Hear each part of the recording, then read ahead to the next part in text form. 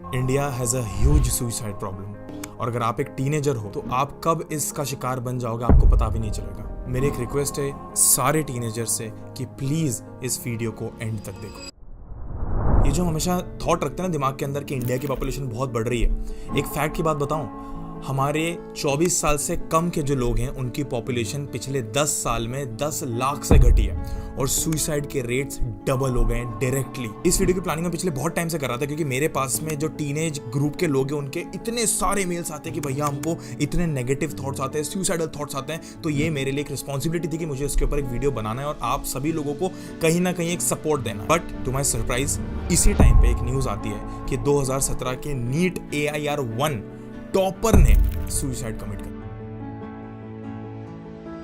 चाहे आपके दिमाग में ऐसे थॉट्स आते हों तो ये वीडियो आपको देखना चाहिए, अगर नहीं भी आते हों तो भी you must watch this video because you never know कि आप इसका कब शिकार बन जाओगे। हमारे देश के अंदर जो ओवरऑल सुसाइड परसेंटेज है ना वो 2% है और स्टूडेंट्स के अंदर ये जस्ट डबल है यानी कि 4%। भारत के हर 6 में से एक बच्चा डिप्रेस्ड है और यही डिप्रेशन आगे चल के इन चीज़ों में लीड करता है।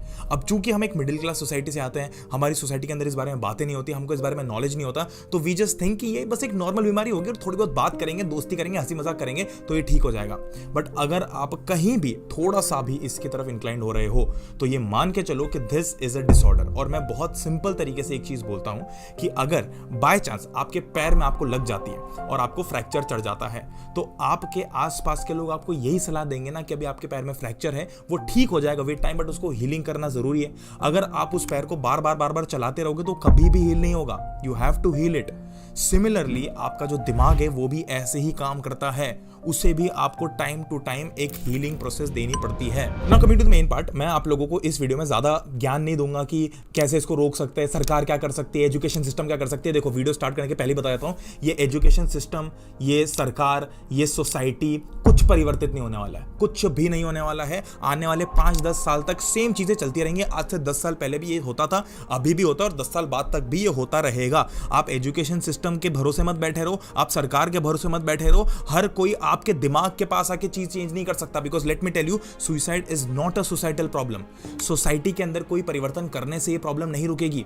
ये प्रॉब्लम एक पर्सनल प्रॉब्लम है जो कि आपके इंडिविजुअल दिमाग से लिंक्ड होती है। अब मेरा इस वीडियो का टारगेट मेनली टीनेजर्स और स्कूल गोइंग स्टूडेंट्स है, 9, 10, 11, 12 और इस एज ग्रुप के, तो मैं उनसे रिलेटेड सारी बातें करने वाला हूं।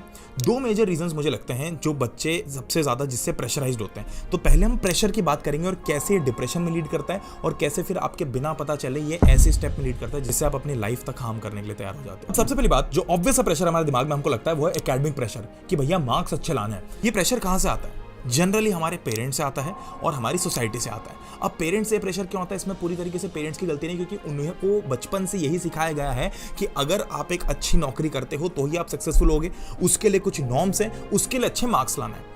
उनके दिमाग में इसके अलावा कोई दुनिया उन्होंने ना देखी है ना कभी समझी है और बचपन से हमको ये सिखाया जाता है more marks is equals to more money is equals to success. ये जो इक्वेशन हमारे दिमाग के अंदर बैठी हुई है ये टोटली हमारे एकेडमिक परफॉर्मेंस से लिंक्ड है। अब हर एक बच्चा एकेडमिक्स में तो स्ट्रांग नहीं होता है। मैंने इस चीज को सॉल्व करने के लिए इस देश के 7-8 ऐसे हाई नेटवर्थ इंडिविजुअल से बात की जिनकी नेटवर्थ मैं आपको ओपनली बताता हूँ 100 करोड़ से ऊपर की है। और उन सब लोगों से जब मैंने बात की तो उन्होंने मुझे यही बताया कि ना तो वो खुद अपने स्कूल में टॉपर रहे, ना वो कभी अपने बच्चों को बोलते हैं कि भाई तू प्रेशर लेके पढ़ाई कर और फर्स्ट क्लास के अंदर। उनको ये बात पता है कि इससे कुछ नहीं होना है। तो फिर ये प्रॉब्लम सॉल्व क्यों नहीं हो जाती? फिर academic pressure in the first place आता क्यों है? ये तब तक होता रहेगा जब तक ये education industry education is equals to success के फॉर्मूले को एनकैश करना बंद नहीं करती। आपने देखा होगा कि जितने भी बड़े बड़े कोचिंग्स है, जितने भी बड़े बड़े माफियाज, सब जगह पर बस एक ही चीज बोली जाती है कि ये कर लो तो ये सक्सेस मिल जाएगी, ये कर लो तो लाइफ में सक्सेस मिल जाएगी। अब भैया इन सब में तो जो अच्छे एकेडमिक परफॉर्मेंस है वो भी कर लेते हैं। ये AIR-1 की तो हमें स्टोरी समझ में नहीं आई। अब मुझे एग्जैक्ट रीजन तो नहीं पता, बट एक बहुत इंपॉर्टेंट ह्यूमन टेंडेंसी आपको बताता हूं कि expectations is the reason for all the misery. Once you top, you're always supposed to top। अब दूसरे कुछ टाइप के प्रेशर होते हैं जो सोशल प्रेशर जिनको मैं बोलता हूँ, जैसे कि बुलिंग होता है, रिलेशनशिप इश्यूज होता है, ब्लैकमेलिंग होती है। अब इन चीजों में ना कोई बात नहीं करता ओपनली क्योंकि सबको लगता है ये तो टैबू। और जनरली ये जो टीनेजर बच्चे होते हैं ना सबसे बड़ा शिकार बन जाते हैं इस बात का। क्यों? क्योंकि उन्हें सही गाइडेंस देने वाला कोई है नहीं। उनको ऐसा लगता है कि अगर उनको किसी ने ब्लैकमेल कर दिया, ये रिलेशनशिप उनकी फेल होगी फॉर सम रीजन। ये जनरली जो 9 से लेकर 12 तक के बच्चे होते हैं बहुत ज्यादा वल्नरेबल होते हैं। अब इन्हीं रिलेशनशिप्स के चक्कर में बहुत ज्यादा ब्लैकमेलिंग भी आती है। ब्लैकमेलिंग हर तरीके से हो सकती है, चाहे वो फोटो से रिलेटेड हो, चाहे वो घर वालों को बताने से रिलेटेड हो। इन दैट केस में आपको एक चीज बताना चाहता हूं कि चाहे आपके पेरेंट्स को कुछ भी पता हो या कुछ पता ना भी हो, your life is the most precious thing for them and for everyone. अभी जो मैंने आप लोगों को रीजंस बताए, they do not directly lead to suicide. अब हर टीनेज ग्रुप के साथ में ये सारी प्रॉब्लम्स आती है जो मैंने आपको बताई, ये कोई नई प्रॉब्लम नहीं, चाहे आपको पेरेंट्स को लगता हो कि ऐसा नहीं हो, बट अगर आप कोई पेरेंट इस वीडियो को देख रहा है तो मैं आपको बता देता हूँ कि इस टाइप की प्रॉब्लम आपके बच्चे के साथ में 90% चांसेस है कि होंगी। बट प्रॉब्लम पता है कहाँ आती है कि ये जो थॉट है ये धीरे धीरे डिप्रेशन और उससे ज्यादा बदतर का रूप कब लेता है, ये तब लेता है जब लाइफ में हेल्पलेसनेस आती है। अब हेल्पलेसनेस दो टाइप की होती है। पहला है इग्नोरेंस, यानी कि मैं अपने दोस्तों को जाकर रीच आउट करने की कोशिश करता हूँ कि मैं उनको बात बताऊं, उनके साथ शेयर करूं, बट वो मेरी बात नहीं सुनते। उनको ऐसा लगता है कि ये ऐसे टाल रहा होगा बात को। मैं पेरेंट्स के पास जाता हूं, पेरेंट्स ऐसी टपली मार के भगा देते हैं कि यार कुछ बात नहीं है, क्या एग्जाम का प्रेशर हो रहा है, कुछ भी नहीं है, फालतू की बात है। और दूसरा जो होता है वो है गिल्ट। गिल्ट एक ऐसा फैक्टर है जो सबसे खतरनाक है, क्योंकि यहां पर हमको लगता है कि हमने किसी के साथ कुछ गलत कर दिया, यहां पर हमें ऐसा लगता है कि हमने अपने पेरेंट्स के साथ कुछ गलत कर दिया, यहां पर हमें ऐसा लगता है कि हमारे कारण किसी और को हर्ट होगा। तो ये जो मैंने पिछले कुछ प्रॉब्लम्स बताए ना, इनमें से बहुत सारी प्रॉब्लम्स लिंक्ड होती है इस गिल्ट वाली हेल्पलेसनेस की कैटेगरी से, क्योंकि जब गिल्ट इतना बढ़ जाता है तो हम इनमें से कोई भी चीज शेयर नहीं कर पाते किसी के भी साथ में, और वही रीजन बनता है हमारे अंदर के थॉट्स को इतना प्रोवोक करने का। अब एकेडमिक प्रेशर, सोशल प्रेशर के साथ में एक तीसरा बहुत इंपॉर्टेंट रीजन है जो मुझे लगता है टीनेजर बच्चों को पता होना जरूरी है, वो है लैक ऑफ फ्यूचर प्लानिंग। अगर बेसिक स्टूडेंट्स को बैठ के सिर्फ इतना बता दिया जाए ना कि आपकी जिंदगी आगे कैसे कैसे कैसे कैसे दिख सकती है, तो आधी प्रॉब्लम स्टूडेंट की वहां पर सॉल्व हो जाएंगी। क्योंकि पता है हेल्पलेसनेस वाली जो फीलिंग है कहां से आती है, हमको ऐसा लगता है कि अब सब कुछ खत्म, अब इसके आगे कोई और स्टेप नहीं बची है। आपको एक बार ऐसा लगता है ना कि आज दिल टूट गया, आज रिलेशनशिप खत्म हो गई, तो आगे जिंदगी में कोई लड़की नहीं मिलेगी, कोई लड़का नहीं मिलेगा। आपको ऐसा लगता है ना कि आज अगर मार्क्स नहीं आया तो जिंदगी में कभी नौकरी नहीं मिलेगी, पैसा नहीं मिलेगा। आपको ऐसा लगता है ना कि आज अगर आप हार गए तो आप पेरेंट्स को जिंदगी भर हारता हो अपना मुंह दिखाओगे। हम लोगों ने आपको यह चीज नहीं बताई है कि आपकी लाइफ का वॉक थ्रू कैसा होता है। अब प्रॉब्लम यहीं पे सबसे ज्यादा आती है, क्योंकि हमें अनसर्टेनिटी होती है फ्यूचर के बारे में। ये IIT, NEET, competitive exam, UPSC, हमारी जिंदगी में ना बस ये एग्जाम बता बता के ही आपने कितने कम लोगों को आज दुनिया में सुना होगा जो बिना एग्जाम के सक्सेसफुल होना सिखाते हैं। क्यों? क्योंकि एग्जाम के बिना लोगों का पैसा नहीं बनता है। ये एग्जाम है जिनको कुछ लोग एनकैश करके बैठे हैं और वो अपनी जेबें भर भर के आपको ये दिलासा दिलाते हैं कि इस एग्जाम के अलावा और कुछ नहीं है।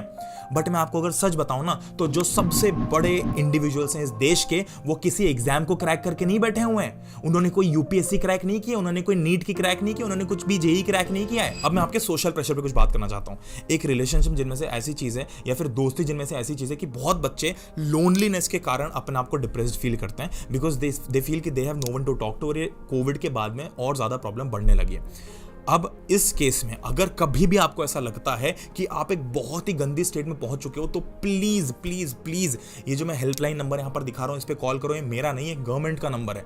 ये कुछ एनजीओ है जो इन नंबर्स को चलाते हैं, जहां पर आपकी इन्फॉर्मेशन पूरी सिक्योर्ड होती है। आपको बस कॉल करके अपनी प्रॉब्लम बतानी है, वो आपको एक अच्छे काउंसलर के साथ कनेक्ट कर देंगे।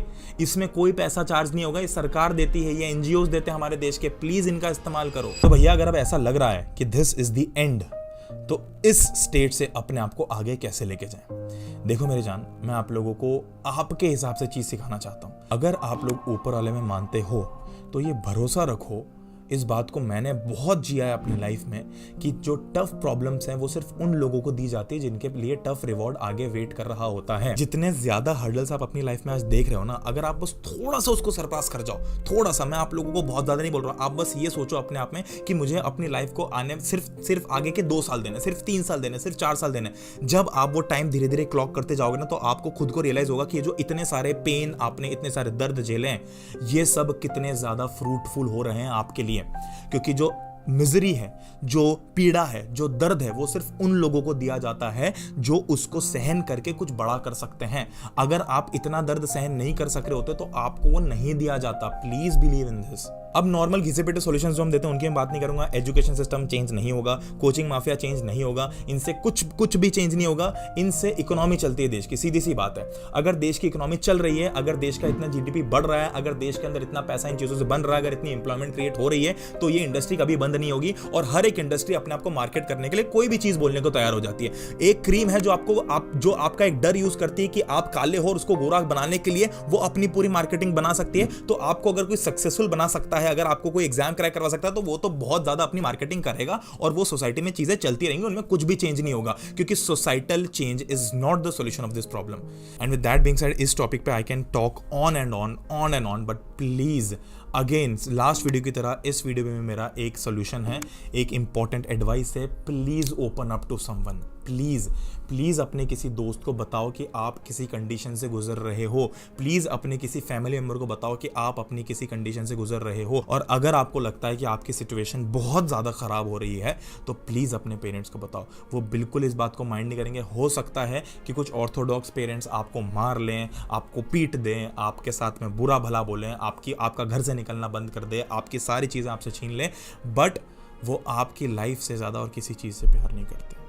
तो प्लीज़ मेक श्योर कि you respect your self, respect your life, because बहुत मेहनत से हमें ये एक जीवन मिलता है और इसमें कोई भी एग्ज़ाम, कोई लड़का, कोई लड़की, कोई दोस्त, कोई रिश्तेदार, कोई रिलेशनशिप, कोई सोशल स्टेटस, कोई पैसा इस खुशी को नहीं छीन सकता कि आप एक ह्यूमन बीइंग हो। तो प्लीज़ अपने चेहरे पे एक स्माइल रखो, जिससे कि जब भी बाकी लोग आपसे पूछे ना कि तो आज इतना खुश क्यों है, तो उनको ये बोलना कि खुश होने के लिए हम पैदा हुए हैं।